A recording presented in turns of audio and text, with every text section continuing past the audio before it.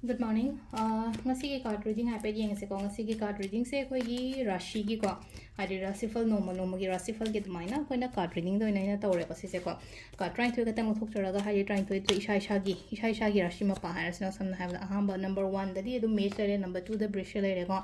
amai tawra ga lo to se ko trying to ga tang do pa du mai jira ge koina manga taruk tarit nipan mapan Tara Ramathoi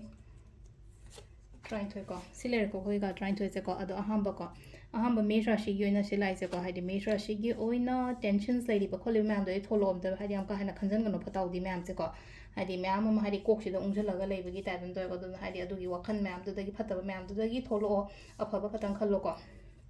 amai to la ahamba se ko brishara shi gi ko haidi brishagi oina sida su lai na ko haidi to okay natraga aido mamai lei thoge na khanba yadre ko sida haidi shigi any kind of situation hojik face to na khala se ba khambra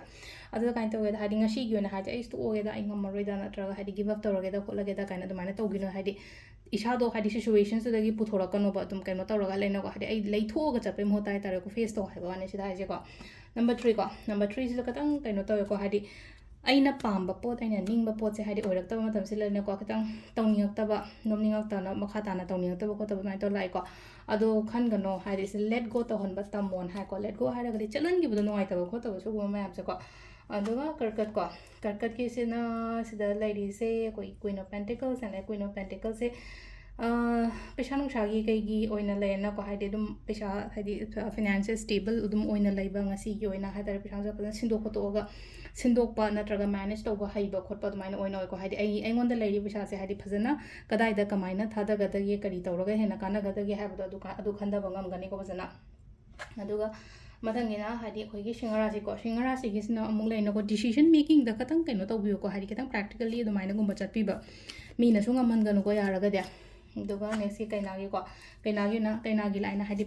haji पेशागी tensions गुंबा कई गुंबा दुमाने खतंग लेबे याय को दु तारगा सुदुम फागिने दुम सिगी पोचे यम सांगना लेयो को लोइना पीदब तुला राशि गे न तुला राशि गी से सिलाई जे को हाइडी जस्ट हाइडी मयाम दगी लोइना म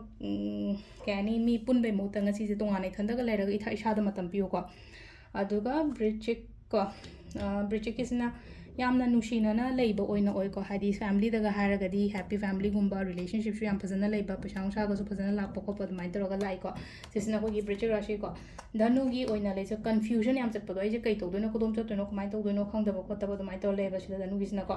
मथंग गिसना मकर गे को मकर गिसना मी पुनबा से ले दको मी पुल हराउ त यामना दुमाइ तरगा लेबा ओइनो को इमानबे पुनबनी खंगदे इचिनागुंबा पुनबनी खंगदे दुमाइ तरगा मथंग कुंभराशि सेक्शन बियो ngasi thabo ingha thok matam da ko last ge minna je so musilai se hadi khudung chaba natraga hadi thabak am tawma ta profit ena la ko loi nai piri ko hadi karbar ga taw mi ta ra ga di shendong yamna leiba gum ba oina organic ko ngasi sa ado sida leire khoi gi ngasi gi oina rashi gi matung ina tarot card reading ma'am thank you